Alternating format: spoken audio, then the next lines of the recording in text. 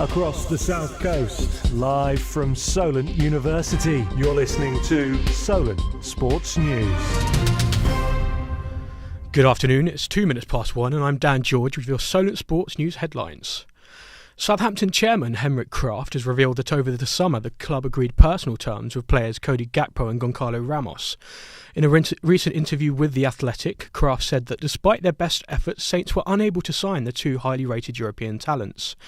BBC Radio Solent commentator Tom Murray believes if they did sign Gakpo, they wouldn't currently be in the relegation zone. Certainly promising to hear the owners talk about their ambition and how close they were to making some top signings during the summer.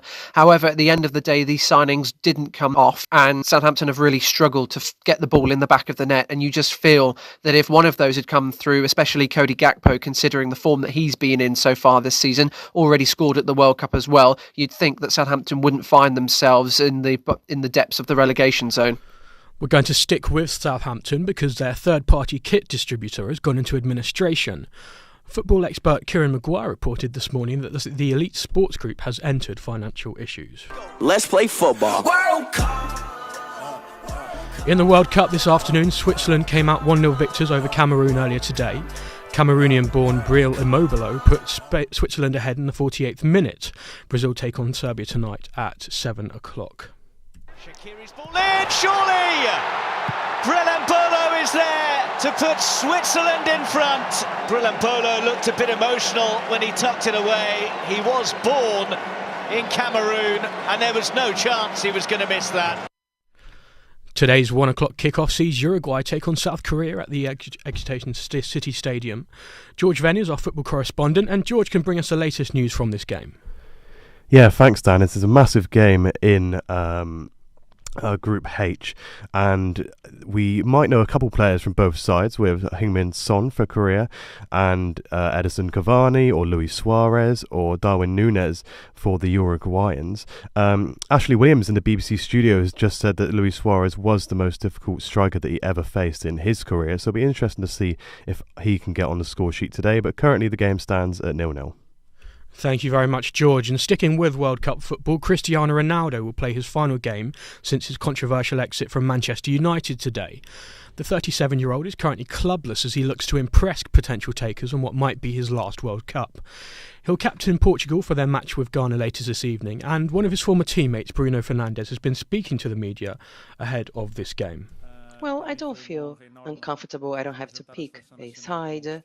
It was a privilege to play at the national team with Cristiano, and at the club, to play at the club, it was a dream, and I've always said that.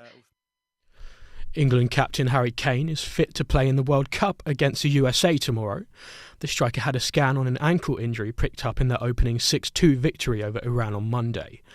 Boss Gareth Southgate claims Kane is fine and also said centre-back Harry Maguire is feeling much better regarding his illness. Southgate's been speaking to ITV ahead of this game and speaking on the in-depth analysis of Harry Kane's injury. He's good, yeah. He's worked a little bit more individually today, but we'll be back in with the team tomorrow and good for the game. Did he need a scan? We just checked him out just to see. I think sometimes when you're treating things, it's important to know exactly what's there, and that was all good. Was there a concern at any point? Because he's obviously had ankle issues before. Yeah, no, it's not so much the ankle. It's more the foot. So, no, I mean, it was a poor challenge, really. But I think it's one that, fortunately, we've got away with reasonably lightly. So, was there a concern at one point? Were you holding your breath? No, I was when he went down on the pitch, but no. Once he'd carried on playing, everything's been good. Formula One driver Daniel Ricciardo said he's excited to be returning home after rejoining Red Bull. He'll be the third driver in the 2023 season after having his contract terminated with McLaren as he was replaced by former Aussie Oscar Piastri. Ricciardo won 7 Grand Prix during his first tenure with the team between 2014 and 2018. George Venn is back in the studio again. George, I just wanted to ask you, what's your take on this from Daniel Ricciardo, and do you think he'll do well at Red Bull? Yeah, I think it's a massive move for him. I think it's probably the best that he could really hope for with the way that his career has gone over the last few years. He left Red Bull 4 years ago, as you mentioned, and with a shock move to Renault at the time when Red Bull had offered him a deal to stay there, and then went to McLaren, and things haven't really worked out either way. The best he can really hope for is a test and reserve driver next year, keep himself sharp, keep himself fit, and get on the track in some form, and then hopefully in 2024 he can get back in a seat in a different car.